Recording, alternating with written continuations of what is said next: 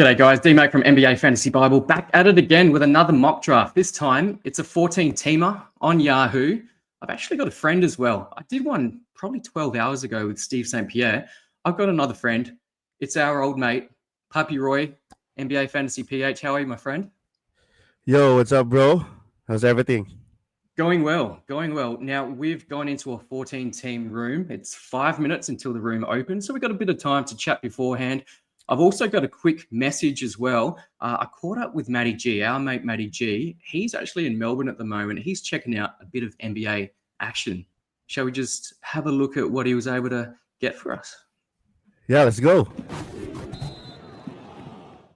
Hey, how are you, mate? Mate, good. I'm about to watch some NBA. Well, the warm-up to some NBA versus NBL tomorrow. I'm here in Melbourne for the Pelicans in town. And I saw something very juicy, D-Mac, that's going to make you a very, very, very happy boy.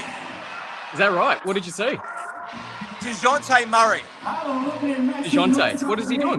Getting up shots. Well, I got in a little bit early today for a shoot-around before everyone got in here and had some access downstairs. And DeJounte Murray was one of the first players out on the floor. In fact, he was one of only, I think, like 5 or 6. I'm yelling. There's a guy yelling in the background. He was one of only 5 or 6 initial Pelicans players to make his way out along with Jordan Poole. And he was looking very nimble. Very nimble. Right, because we've been talking about DeJounte for a while, coming back probably the 1st of January. That is very exciting, Matty G. Yeah, Shams reported this week that he's coming back January 1st. That's circled on his calendar, and he looked very clean. Now, obviously, it's not game action, and he's working his way back in. But put him on your radar as an absolute luxury stash for January. Absolutely. Make sure, if you've got those IRs, consider DeJounte. We talk about Kyrie, but I think DeJounte coming back really early, or a lot earlier than Kyrie, is definitely on the radar now. So that's really good live. Okay. There we go. A little bit there, a little bit of glitchiness, but Matty G's over in Melbourne, so he's watching the New Orleans Pelicans. They're going to play tomorrow. They played last night. We did see a little bit of Trey Murphy, Zion Williamson. Zion looks crisp, looks sharp, hitting corner threes as well. So that's something interesting to note as well. But the interesting point there was DeJounte Murray was putting up shots. Matty G actually sent me a picture of him putting up shots as well. So it bodes well for his potential return come first week of January, supposedly. Don't know if that's still going to be true, that first week of January timeline, but hey, it's something to be aware of when we come towards, I guess, draft season, which is pretty much now. So keep that in mind, particularly those that have IRs and ILs. We're two and a half minutes away, and I'll get that screen up for you now. But yeah, we're 2.5 minutes away. You're picking at what number, Puppy Roy? I'll try number 14, last pick. Number 14. Okay. So this is deep. So bear in mind, we're going to go a little bit deeper because the flavor of the month at the moment is looking at some deep flyers. So guys like Enemies Cater, Isaiah Jackson, Mitchell Robinson, they've all sort of been highly touted at the moment this week, particularly. I've been in the Locked On Fantasy Bowl draft at the moment, and those guys all went in the 10th round, which is pretty high when you compare it to what was going on probably even a week ago. These guys are just flying up boards at the moment. Yeah, and I think, every season, everybody loves those sleeper picks. I just want to remind everyone that, there's other players that might fall. So please bear in mind that in every upside pick, there's always a risk. There's a reason why we don't pick them earlier than usual. So, just don't be excited, guys. Yeah, I'm targeting quite a few of those guys. But to your point, Puppy Roy, that just allows some value to drop as well. Also, you guys that have joined in, thank you so much. We are on X, we're on YouTube as well. This is a live Q&A. So if you've got any questions, we're trying to focus on drafting, but we'll try to hit up your questions and answer them as best as possible while we do draft. But what I've found is in the last couple of times I've done a live mock, very difficult to focus on both. So yeah, good lesson for you guys. remain focused during your draft. But we are about to get into the draft room. Then there'll be another 2 minutes. Those of you that are familiar with Yahoo, we will do more of these as well on Fantrax. I don't think we'll do ESPN for now. We'll leave that to the Points League extraordinaires. But yeah, Fantrax is coming, but Yahoo is probably more popular at the moment. So we're going to hit that up. But 14 teams, a little bit different to what you guys are probably used to. So we'll just wait there. Puppy Roy, have you seen any trends in the last week? You were saying offline that you've noticed just a slight change in how people are drafting. Yeah, at least in the leagues live drafts that I have for FBPH leagues, I noticed that everyone adjusted with what Yahoo also adjusted. So say for example, one very popular name that is now being picked towards end of second, definitely third round is Miles Turner. So he's someone that was previously ranked, I think, around 70s, and now he's being picked as early as second round. So that's something that I really noticed. And then couple of guards actually seems falling a little bit. And for some reason, there's a lot of GMs that are more confident in drafting the likes of Joel Embiid and Paul George. So you know, that's something that I noticed heavily because couple of weeks ago I in mock drafts I see Joel Embiid lasting around pick 90s to 100s, which for me is a value already, and now he's being picked around round 4 and 5. Yeah, I've seen that as well. I've been in a Locked On Fantasy Bowl, so shout out Josh Lloyd and the guys at Locked On. That's a games cap head-to-head, very unique format in that you can then be a little bit riskier, get these guys with high upside, good per game averages. Maybe they miss a few games, but it's impacting you less in those types of formats. But in a standard, traditional head-to-head, there is still risk with Paul George and Joel Embiid and even Mark Williams. I'm lukewarm about Mark Williams just because we haven't seen him be fully healthy for quite some time. But it's just something to keep in mind. Again, know the format of your league. If there is a games cap, maybe you're in Roto for the 10% of you guys that do play Roto. Maybe you're in Roto where you can pick up these types of guys with high upside. Kristaps Porzingis is another guy that maybe you don't fully trust, although having said that, contract year, maybe he plays a little bit harder this season. I'm not saying he was soft, but that's the type of thing that we're looking for. There's a little bit of value there throughout the draft. But we are about to get going. What am I drafting at? I have not focused. I'm at 4. So the reason why I'm at 4 is I'm hoping that I can build a Giannis build. And those guys that do watch me a little bit know that I don't tend to punt very heavily from the outset. So this is very foreign for me. So I'm just trying something a little bit different tonight. So let us know your thoughts on my punt free throw build, and probably a punt threes build, to be honest. But we'll see how that plays out. Keep the questions coming. We're about to start. We've got some questions, so we'll line those up very shortly. Okay, 4 seconds. Here we go. And we'll talk through it as we go. Expecting Jokic to go. So Jokic 1, Wemby 2. No surprise there, although there is a case that Jokic doesn't go 1, depending on the schedule and the format of your playoffs as well. The Denver Nuggets don't have the best. SGA went at 3, so that allows me to pick up Yanni at 4. So I wouldn't do this Luka at 4, but I'm just trying this punt build tonight. So I would expect Luka to go 5. What if Sabonis falls to me?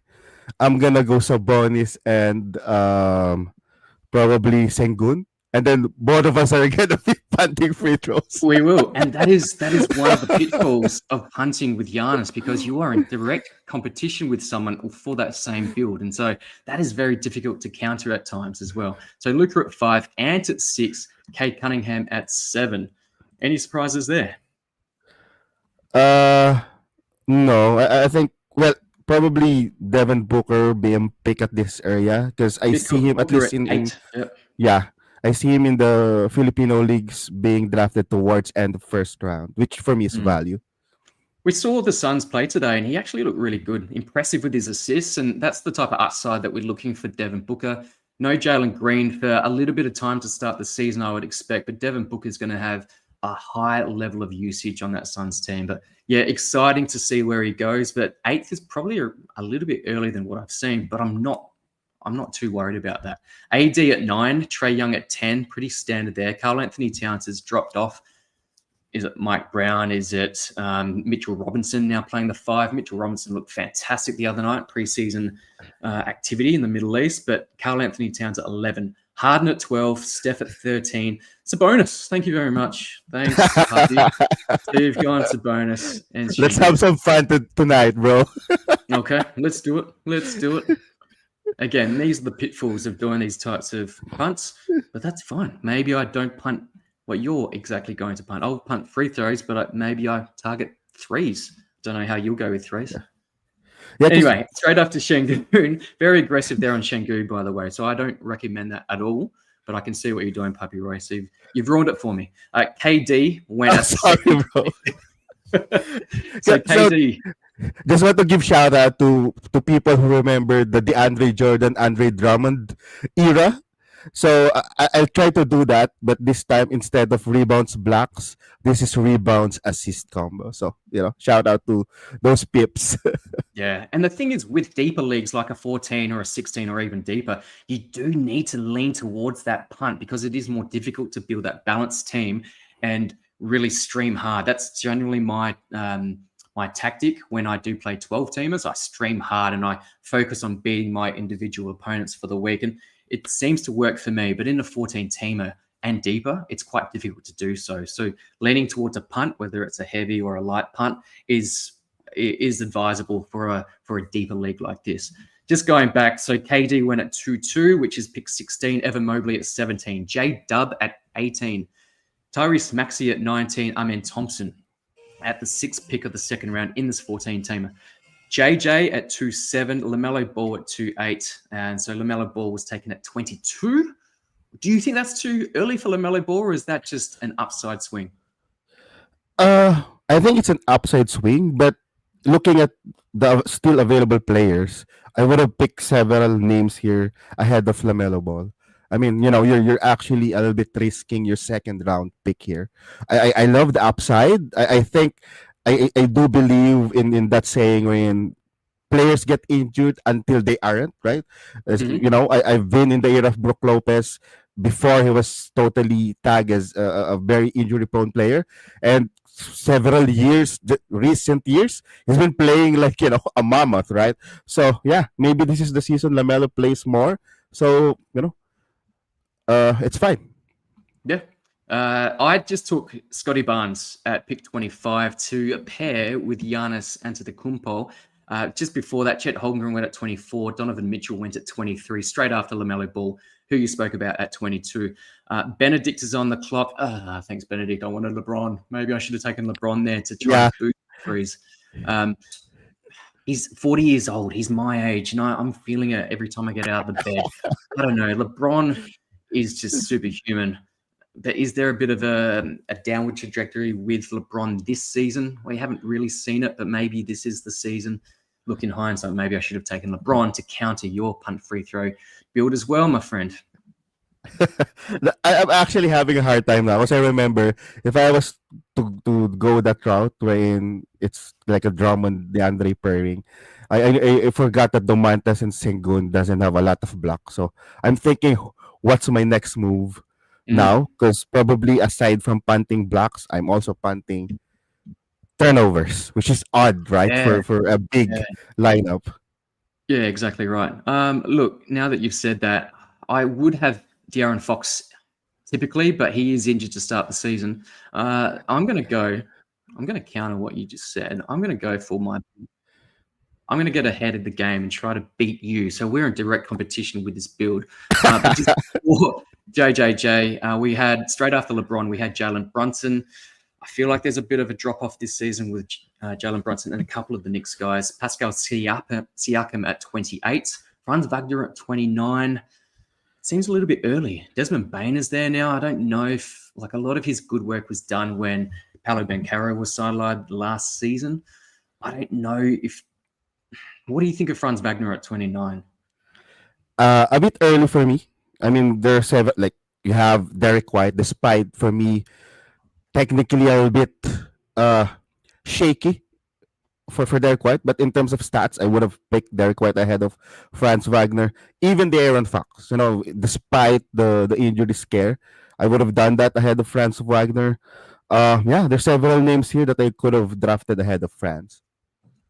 Yeah, straight after Franz was Jaylen Brown, probably another guy I could have considered had he fallen to me with that build that I've got going. But Jaylen Brown, again, is there a shutdown risk with the Celtics? I heard it, or I saw a couple of reports around Jason Tatum possibly returning this season. Is that going to give them a little bit of motivation, just encouragement to try to really gun hard for the playoffs to see if their superstar can return? I don't know, but maybe it just bodes well for the fact that these guys will stay on the court for longer. Won't have those rest and maintenance days as much as I thought they may have. Yeah, I'm actually torn with the Boston Celtics direction because all of their moves recently is about the financial status they have right now, which eventually should lead to possible tanking. But their coach isn't used to that. Jason Tatum is showing in videos like the recent ones. So I'm a little bit torn, but I'm leaning towards for them to still probably tank. Yeah, so after Jaylen Brown was Josh Giddey. So I've seen Giddey go a lot earlier than this. So, yeah, what is that? 20, 29, 30, 31 is a lot later than what I have seen recently. I took Jaren Jackson Jr. straight after that. Trey Murphy is a favorite of mine, so he went straight after JJJ. Bam Adebayo followed Trey Murphy. Then Jamal Murray, I think he's being slept on somewhat, but I'm happy to grab him here in the middle of the third round in this 14-teamer.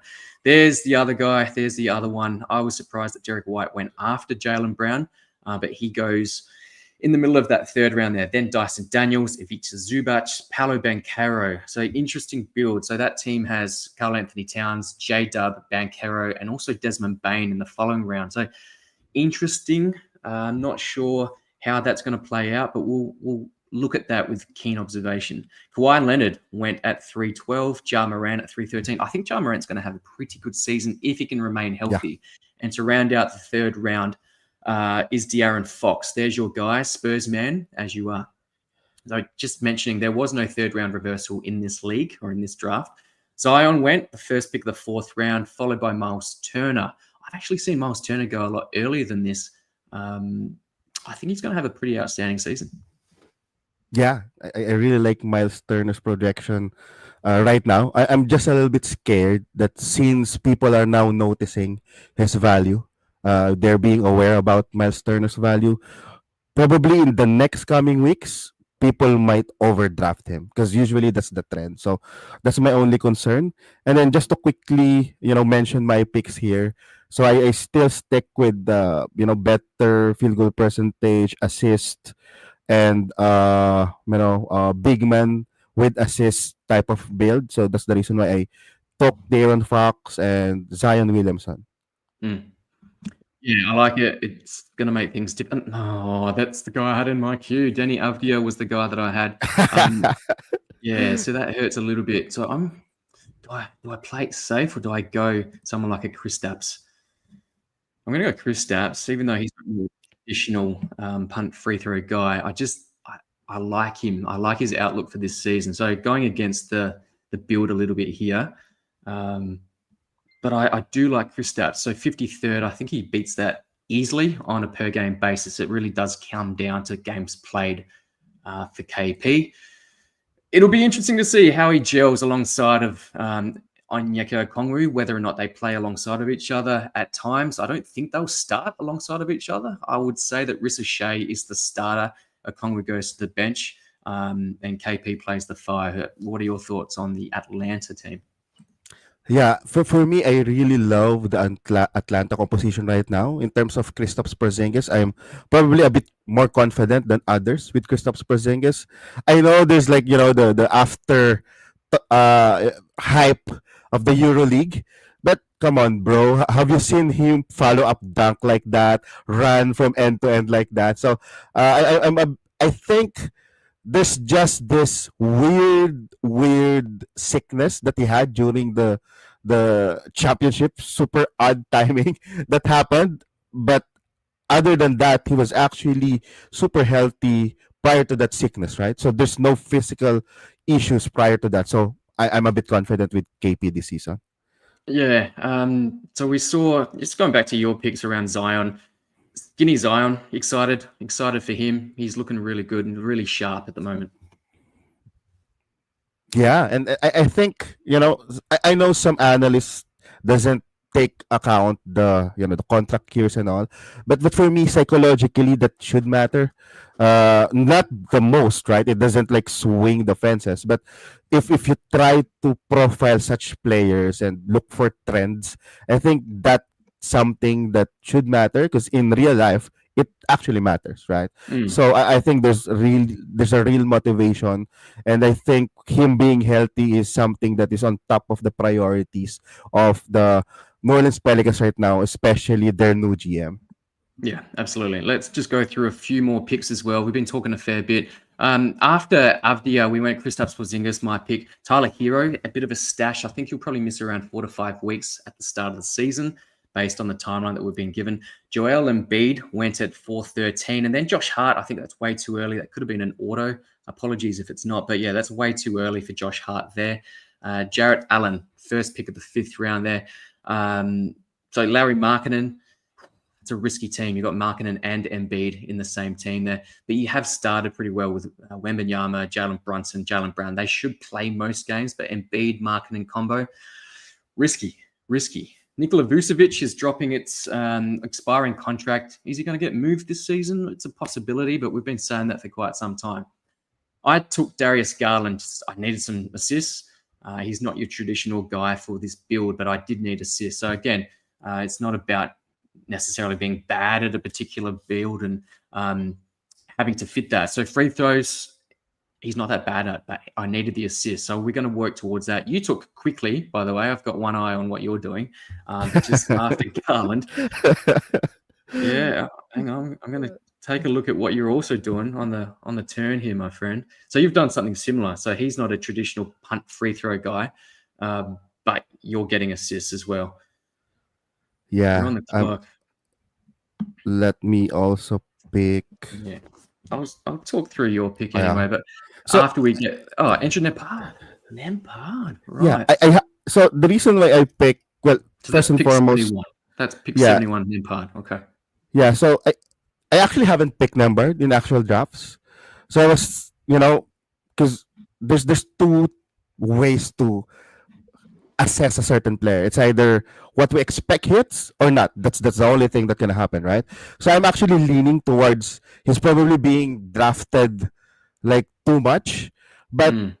at this point, I want to feel how people who picks Nembhard feels, because you're banking with a lot of stuff if you're actually high on Nembhard, meaning you're looking at those playoffs performances, and people are saying, oh, if you check the historical data rather, Denver doesn't play very well during regular season. But come on, I that's true, fine, but prior to this season, I'm pretty sure Rick Carlisle prepared something for Nembhard, right? So I'm pretty sure there's gonna be a big adjustment for him to be able to succeed. So I still think he has value. Just don't overdraft him. So Mm. I just want to talk about him. That's why I pick him. Yeah, not a problem. It is coming up to my pick. So let me focus. I don't know if you wanted to quickly run through the other picks while I'm thinking about mine. Sure. or you trying to Actually, what I'm sabotage gonna me? do is I'm just gonna quickly check out our comment section. So shout out to the Yeah. people in the comment section. Nam the man, hello. I'm picking 5. What are your opinions on Nick Claxton? I think Nick Claxton is a value pick towards the end, but take note of towards the end, because for me, if he's your third big man, I think that's value. It's hard to reach and trust Nick Claxton just because of the direction of the Brooklyn Nets. So that's my thoughts for Nick Claxton. And my friend who picks 7th is curious about Drew Holiday. I think Drew Holiday is gonna have a strong start of the season. I'm not sure towards the second half, because most likely Scott's gonna be there, and maybe there's gonna be some trades. So usually teams like Portland, I love the projection of the young ones, but someone like Drew is still a gray area for me. Again, if you get Drew as your third or fourth guard, I'm fine with it, because you're getting some value. Who's the highest risk and highest reward do you think will be in the season, for me, probably Joel Embiid. Because if we're talking about risk and reward, you have to look at a player that can actually be a number one player in fantasy. So there's just a few players that can be number one, and I think Joel Embiid already proved that. So just because he proved that, maybe he can do it again if he's healthy. So for me, is the highest risk, highest reward for this season. Nice, Okay. thanks, Puppy. Yeah, I'm about to get into mine. I'm loaded up. I'm loaded up already with big man, but I'm going to just go one more because you know what? Why not? I've got Mark Williams queued. Let's see if he can get to me. I think it's just the upside pick. We spoke about him at the top of the show, just around, the per game value as opposed to the potential. Oh my God, he's just been taken ahead of me. So that's a lot of fun. But he did fall. He did fall a lot further than I was thinking. What I'm going to do, you spoke about Drew. I'm going to get off to a quick start in the season. I think, like you said, Drew Holiday is going to have a great start to the season. Later on, when Scoot returns, we'll see how that plays out. But I like Drew this season. Let's go through some more questions. Shaden Sharp. So his teammate just went straight after Drew Holiday. Bradley Bill, Kellel Ware. We may have to wait for a break to get to the questions because this is rapid fire drafting, which is good because it's a 14-teamer. We don't want to be here all night, do we? For sure. And I mean, it's fun to do mock draft. So I'm pretty sure the ones who actually join us, or it's either they've already drafted in some of their leagues or they've been doing a lot of mock draft. So it just shows the activity of our fantasy basketball community. And want to give shout out to our drafters for tonight: Papi Erkan, Victor Benedict, Burke Fly High, Isamet, Ignaz, J. Andrew, C. Paulo, Ahmed, and Eggsy. Shout out to you guys. Yeah, just going through some picks that I did like. I like Klingen.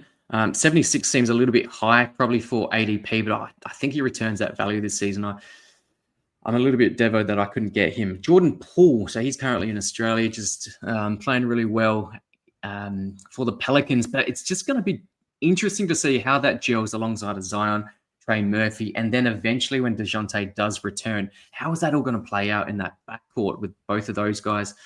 Does one get benched for the other? It remains to be seen, but interesting nonetheless. Mathurin went at 94. You were talking about Nembhard earlier. You took Nembhard. Mathurin went at 94.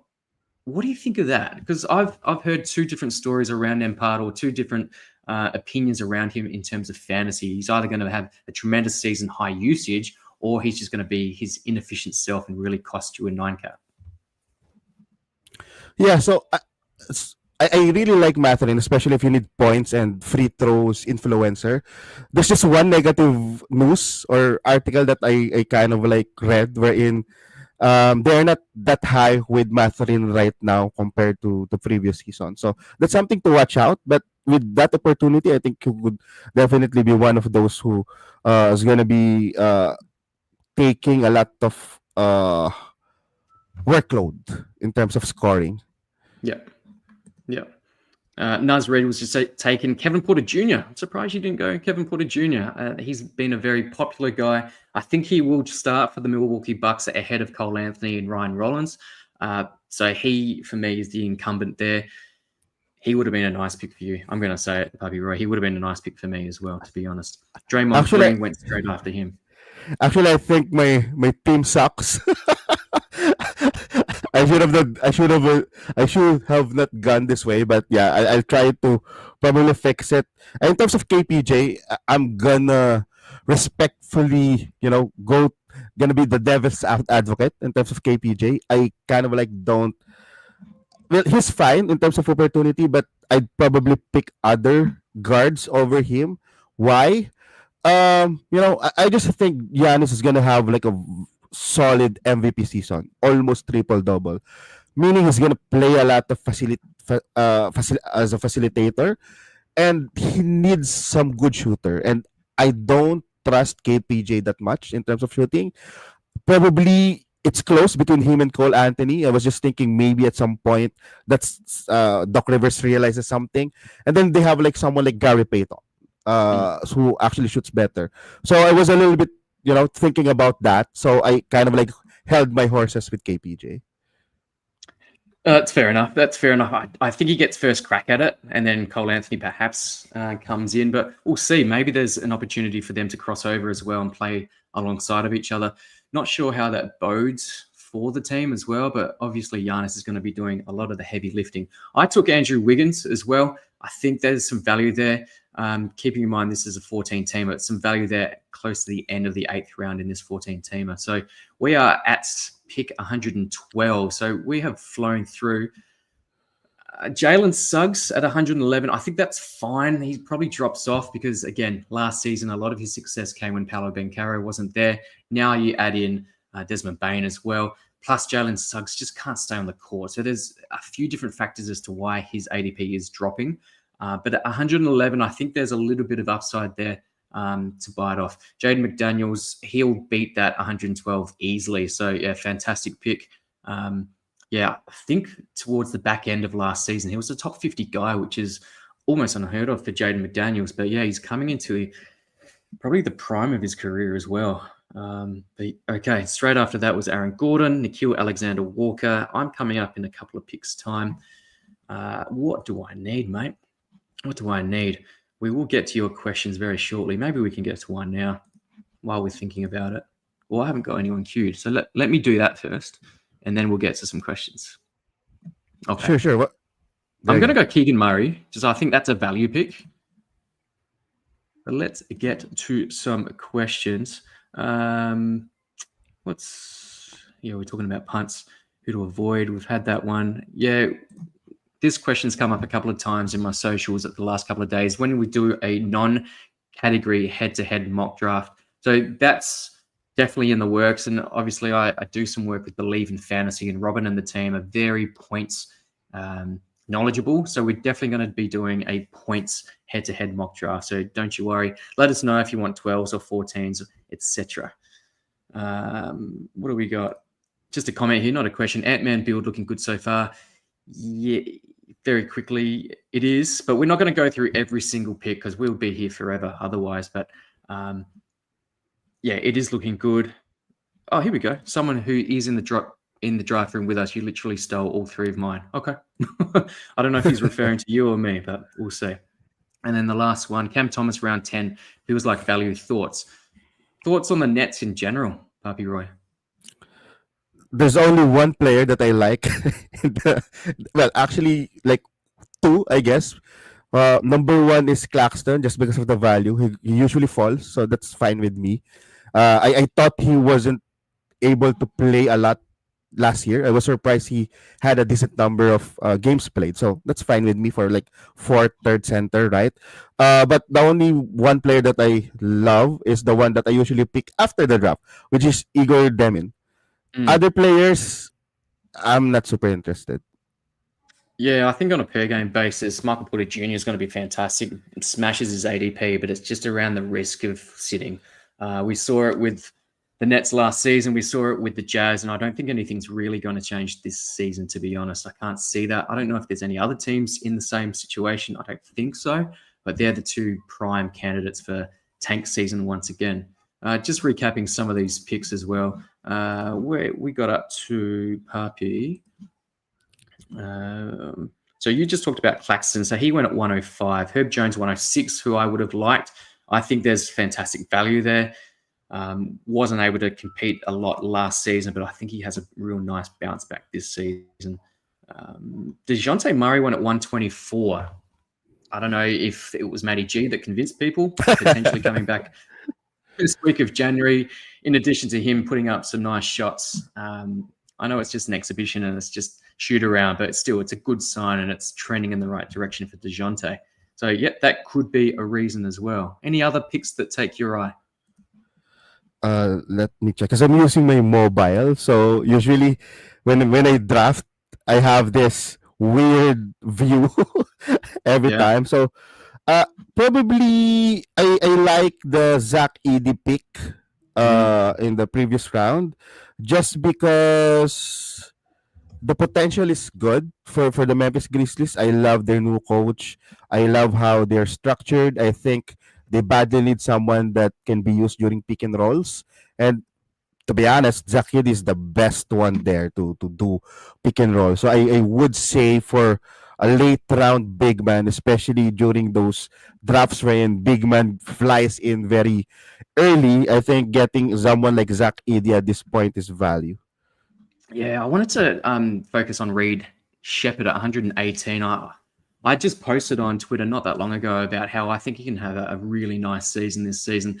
I know he only started 3 games last season, but in those 3 games, and yes, I understand, quite a different team and makeup as well. The synergy, it's going to take some time to form that chemistry. But in those 3 games, he was just absolutely outstanding. I think if he's anywhere near that, I think he's going to smash top 100. So getting him at 118, I think, is fantastic value. Between now and the start of the season, we've got just over 2 weeks. I think guys like Reed Shepherd, Cooper Flagg, some of these younger guys, they're going to put up some pretty nice numbers in preseason, which is going to really jet rocket and propel their ADPs, which could be a good or bad thing as well. Probably bad if you're looking for value picks at that stage. Kyrie Irving just went at pick 136. So his timeline's not as clear as DeJounte Murray's. But let me focus again.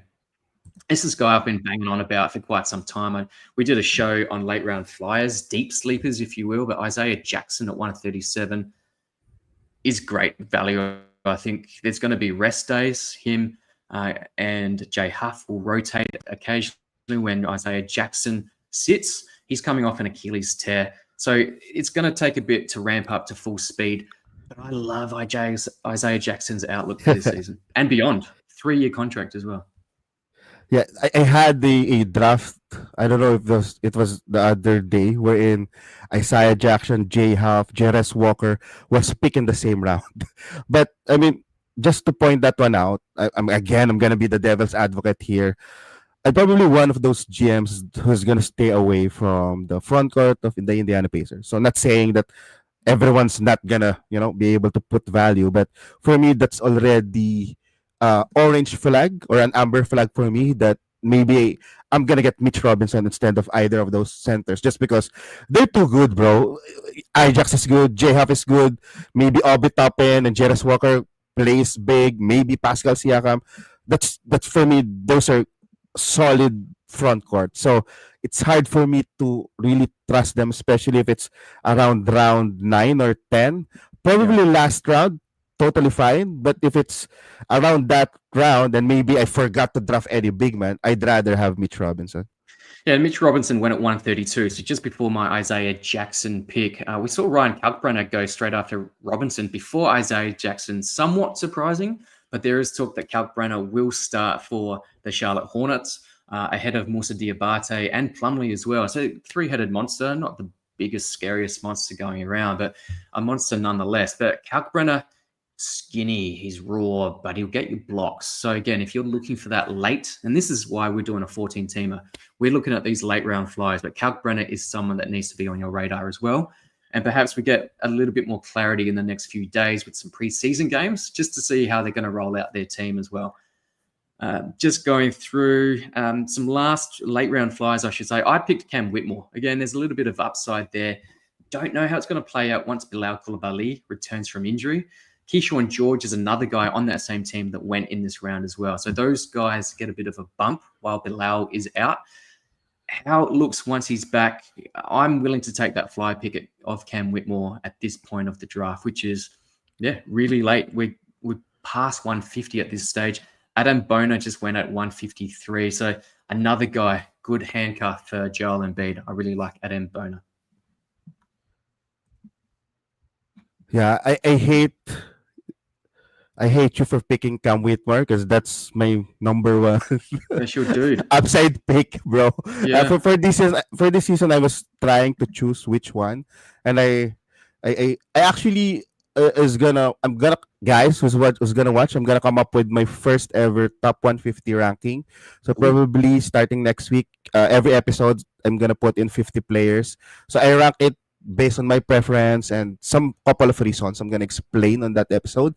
But for me, I really like Cam Whitmore just because of the opportunity, upside, and all, and also that the his value or his ranking in Yahoo. Because for me, you have to also consider that, because you can easily say, "Oh, this is my upside pick," but if you just say it's an upside pick without considering where he is being drafted, now people who watches or people who sees anything might think of like, "Oh, upside pick meaning I can reach this value." So we have to be clear of that one. So for me, that's you there should be a good explanation. So me and Dimak is now explaining it to you guys, that when we say upside pick, it doesn't mean that you have to take them where we think the value is there. You pick them a little bit lower, so there's gonna be an ROI. This is like stocks, guys. We don't need to pick them at their actual value. Yeah, absolutely. Now, just a couple of comments in the background. I'm struggling with technology at the moment. There we go. It's finally caught up, because who I was putting into mine was another Mitchell, not Donovan, not Mitchell Robinson, but it was going to be Davion Mitchell if my computer wouldn't freeze on me. But at least the mock is still going. I may get autoed, and that's okay. But you know that I'm thinking of you, Davion Mitchell. But a couple of comments here and questions as well. Look at this one. D-Mac, please let Puppy Roy know we miss him so much. He's still here, guys. So go and catch him, and you'll see a lot more of him as well. How about TJ outlook? So TJ McConnell, you talked about the Pacers earlier. TJ McConnell, you're a fan?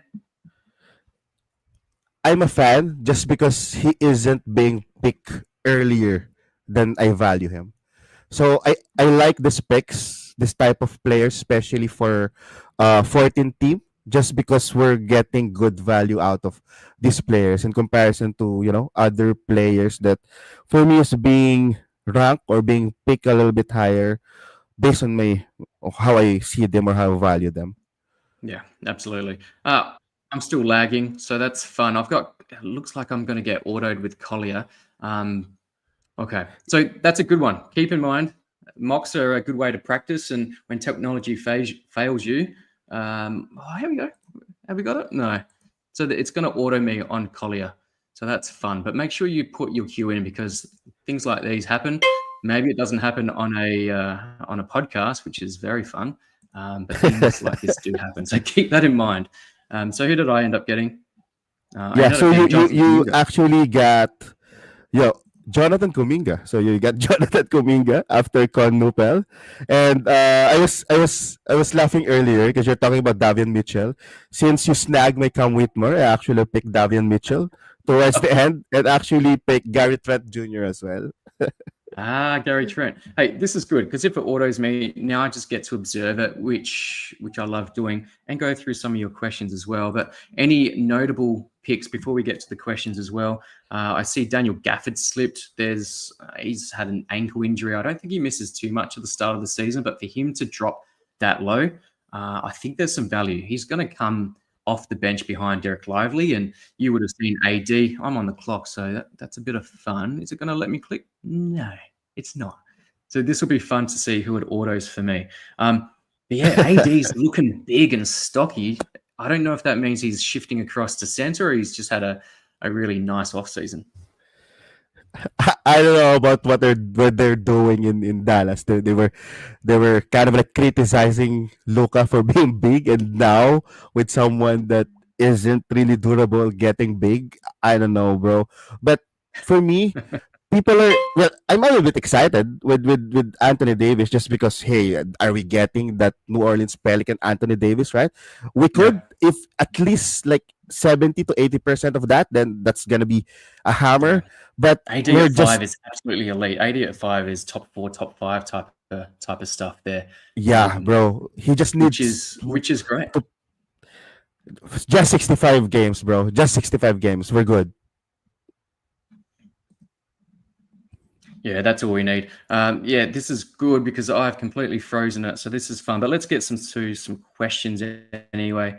Who is your favorite? Sensabaugh, Jovic, Isaiah Jackson, and Scoot, early injury considered. Of those guys, who are you liking? So I'm pretty sure you're gonna pick Isaiah Jackson. You mentioned it earlier. 100%. Yep. Yeah. So me personally, I could have picked Scott just because of the early injury, right? So now I'm gonna ding him because that's important. He's gonna be out a couple of weeks. So I'd probably choose Jovic. I'm not gonna even consider Sensible just because of what he brings. Plus, you know, Utah Jazz is a little bit tight this season. There's a lot of upside picks, but guys, I'm challenging you to sit and review how's Utah gonna distribute the minutes because it's gonna be hard, right? So for me, I'm gonna ding those upside picks from Utah a little bit. So I'm gonna go with Nikola Jovic here. Jovic, interesting. Jovic starts ahead of Kelly Ware, you think? Probably, especially with Hero out, they might need that additional playmaker and outside shooter, probably. Because remember, late last season, in terms of positive ratings, they're a little bit down when Kalel Ware was playing. So in fantasy, and what we see, he's dunking, he's blocking, he's good. But in terms of winning, they aren't winning. So Yeah. understanding our kabayan, their coach, to be a little bit picky in that matter, I would assume he might not start. Yeah. This is the last round. It is glitchy. It'll catch up, so we'll let you know some more picks, but we'll go through some of the questions. These are real late round flyers, and we'll go through some guys that we think probably should have been drafted as well. But some more questions, keep them coming because it is sort of glitchy at the moment, so it's a bit of fun. This one, do you see a chance Clowney becoming fantasy relevant this season? I'm assuming we're talking about standard leagues, deeper leagues. I think so. And by all accounts, he's really beefed up and jacked. And we saw a couple seasons ago in silly season that he was just a bit of a behemoth in terms of blocks. And then he turned into just a volume shooter last season. Yeah, I think he could. There's several, rumors that he could start the season, but for me, this is kind of like a domino effect. So for us to answer this, we have to be sure on what is Brooklyn's direction. Most likely, if we answer that question, then everything's gonna get answered. Because there's several rookies that is playing the same role with him, and I do think any coach wouldn't actually start rookies, right? But then again, if they want to see those rookies play, then Clowney's opportunity and actual mean is gonna be limited.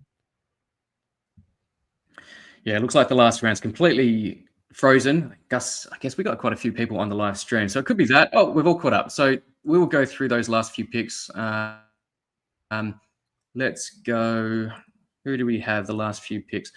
So after Clowney went Brook Lopez, bit of blocks upside there, but I don't think that he's going to have a great deal to do this season behind Ivica Zubac over at the Clippers. So that's real late round flyer type, but I'm not sure about that one. Taylor Hendricks went after that. DeAndre Hunter has a fair bit to do while Max Strus is out. So I like that one. Keon Ellis should be starting, but he's not going to. Yeah. We're pretty clear on that. But he should be starting. I think he makes the Kings better. But you've got the old brigade, Levine, DeMar DeRozan, Sabonis, Schroeder as well. It would be nice to see Keon Ellis get into that team because his defensive pressure is so elite that he should just be there as well. Yang Han Sen as the backup to my boy Donovan Clingan. That's a real late round flyer. I don't think he's NBA ready at this stage. He's shown some nice flashes in Summer League, but I don't think he's quite NBA ready. So development player for me. Isaiah Collier, just for the assist upside, so I don't mind that at all. Dylan Harper, your guy there at the Spurs. Colin Sexton. And what was the last pick, Puppy Roy? Can you say that? I picked Nikola Jovic just to be, just to be a stand-up guy in that question. Yeah. Okay. Well, that's the draft, guys. Thanks for hanging in there. We've got a couple more questions. Oh, hang on. Another Jovic. Whilst we're talking about it, Nikola Jovic just got a 4-year contract extension, so I assume he's starting at PF. I don't know if it's an assumption that you can make, but it's leaning that way. I would agree with that. Bam's still the center and Ware as a backup. Yeah, it's looking that way at this stage. But again, preseason games will clear that up a little bit more. Any other picks that you just wanted to point out here, Puppy Roy, before we shut up shop for the day? Let me see. So for me, of all the picks, probably let's see who actually fell the most. Reason is this could actually give information to all of us just because of the consensus. So I would say one of the value picks that fell a lot, probably maybe Austin Reeves. Mm. Yeah, his pick what? Let me see, because for me he's definitely a top 50, even if he won't, if he just replicate his value towards end of the season. So for me, there's value there. I think that's something Even that at 52, someone, yeah, 52 for yeah, Austin Reeves is outstanding. I think he's been going at probably in the 30s in the mock drafts and real drafts that I've been in. So getting him at 52s, it could be a Yahoo-ism where based on the ranks, he's just been able to fall. But yeah, hopefully you get that sort of value. Austin Reeves at 52. I haven't yeah, seen it, but yeah, that's a nice one to call out there, Puppy Roy. yeah. And then couple of things I'm seeing. Mikal Bridges, since he played very well in the preseason, is going off the charts. So he's being picked more right now. And then that goes as well with Herb Jones. Couple of Yeah. wings that I'm seeing going up towards the draft in recent mock drafts and actual drafts that I've seen. So it's hard to check everything, but those are the picks that pop to my eye. Yep, absolutely. It looks like we've gone through most of the questions there. Apologies if we haven't gotten to all of them. Actually, there's quite a few that we haven't got to. But if you want to ask us anything directly, you know where to find Puppy Roy. Let us know, Puppy Roy. I know where to find you, but not everyone does. Yeah, so since shout out to our Filipino basketball community, since Filipino stays a lot in Facebook, so you can check my content, everything actually about me in my Facebook page, which is Fantasy Basketball PH. Via Twitter or X, I'm at NBA Fantasy Papi, and then Fantasy Basketball PH as well for YouTube. So something that you can watch out, especially for those Filipinos right now. So I'm gonna do a lot of content about the teams, division analysis, top 150, and then probably I'm gonna do a advocate episode, try to ditch DMAX take and other analyst Get take, me on as so the to make it optimist, fun, and then right? you Yeah, rein it back in. Yeah, I'll come in as the overly Yeah. optimist person. yeah, and then I'm gonna start a format where it's just up or down. Not a lot of explanation, it's just up or down. So let me try those simple stuff. So yeah, I love hope it. you enjoy those kind of upcoming episodes Yeah. for Fantasy Basketball And for PH. those that don't know, it was Puppy Roy that reached out to me initially way back when. You're the one that got me into this whole thing, into doing shows and getting my Twitter out there. So yeah, I owe you a lot of credit there. Some may say you shouldn't have done it. You've created a beast, particularly my wife. So shout out my wife. A quick word. So this episode is brought to you by Believe in Fantasy Basketball. If you want to be an MVP community member, make sure you sign up. Believeinfantasy.com. So you'll get priority DM and email responses, exclusive MVP Discord access with all of our experts, including Puppy Roy and myself. We're part of the team, and a whole heap of other things as well. So make sure you become a member. Visit believeinfantasy.com. Thank you so much, Puppy Roy. Of a course. lot in store, a lot more of these to happen. 14 teams. Let us know as well in the comments of YouTube or get onto our Twitter. Let us know what you want to see more. We know we want to do more points. Maybe you want to go deeper. Maybe we want to go shallower. Let us know, because we're doing a whole heap of 12 teamers, which we are accustomed to as well. Until further notice, thank you, Puppy Roy. I really appreciate your time. And thank you so much, guys. Let us know what you think of the episode. But until next time, thanks, guys.